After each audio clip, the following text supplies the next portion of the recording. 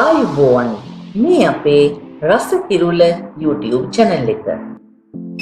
අද අපි පෝෂදායී උදේ ආහාරයක් හදන්නයි සූදානම. මේ තනහල් කැඳ. අපේ මුතුන් මිත්තෝ නිතරම ආහාරයට ගත්ත දියවැඩියාව ප්‍රෙෂර් වගේ රෝග වලට ගුණ දෙන තනහල් කැඳ ඊටාම රසවත් ආහාරයක්. මම මේ විදිහට තනහල් ග්‍රෑම් 100ක් විතර අරගෙන තියෙනවා. මේක අපිට සුපර් මාකට් එකකින් වගේම නිකන් කඩවලින් ගන්නත් පුළුවන්. නමුත් සුපර් මාකට් එකකින් ගත්තොත් අපිට වැඩි නැතුව මේක මිලදී ගන්න පුළුවන්. ඊළඟට කැකුළු හාල් කෝප භාගයක් විතර අරගෙන තියෙනවා.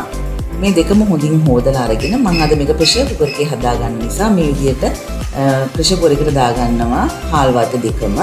ඊළඟට හොඳට අවශ්‍ය ප්‍රමාණයට හාල් ටික හොඳට බෙරි වෙන්න අවශ්‍ය ප්‍රමාණයට මම වතුර එකතු කරනවා.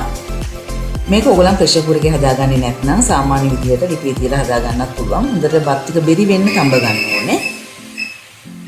විසිල් දෙකක් විතර ගියාට පස්සේ මම මේ විදිහට බත් එක අරගත්තා. දැන් මේකට මම පොල් කිරි එකතු කරනවා. මිටි කිරි, දිය කිරි දෙකම එකට එකතු කරලා පොල් කිරි ටිකක් වැඩියෙන් එකතු කරගන්න ඕනේ. මොකද මේක හින්දෙනකොට ටිකක් අඩු වෙනවා. ඊළඟට මම අවශ්‍ය ප්‍රමාණයට ලුණු එකතු කරනවා. ඇත්තටම කැඳයකට ලුණු හරි වැදගත්. ලුණු වැඩි වෙන්නේ අඩු වෙන්නේ නැතුව පාවිච්චි කරන්න ඕනේ. ඊළඟට මම මේකෙන් කොටසක් මේ විදිහට බ්ලෙන්ඩ් එකට දාගෙන බ්ලෙන්ඩ් කරගත්තා. ඒකෙන් මගේ කැඳයක ටිකක් උකු කරගන්න පුළුවන්. අවශ්‍ය නැහැ ඒක අවශ්‍යම දෙයක් නෙමෙයි. ඔයගලන්ට උමනා නම් විතරක් කරගන්න පුළුවන්. ආපහු මම මේක ලිපේ තියලා කිරි ටික හොඳට පැහැෙනකම් විනාඩි 4-5ක් මේ විදිහට තියාගන්නවා.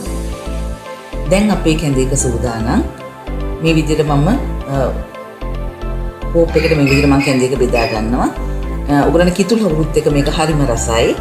සාමාන්‍ය කැඳ බිව්වම ඉක්මනින් බඩගිනි වෙන ගතියක් තියෙනවා කියලා විශ්වාසයක් තිබුණාට මේක බිව්වට නම් එහෙම වෙන එකක් නැහැ. ඉතින් මේ විදිහේ තනහල් වලින් පෝෂදායී කැඳ එකක් හදලා හකුරු කෑල්ලක් එක රස බලන්න ඔයාලටත් පුළුවන්. රස කිරුල අපේ YouTube channel එක subscribe කරන්න. ඒ වගේම like කරලා, share කරලා, comment එකක් දාන්නත් අමතක කරන්න එපා.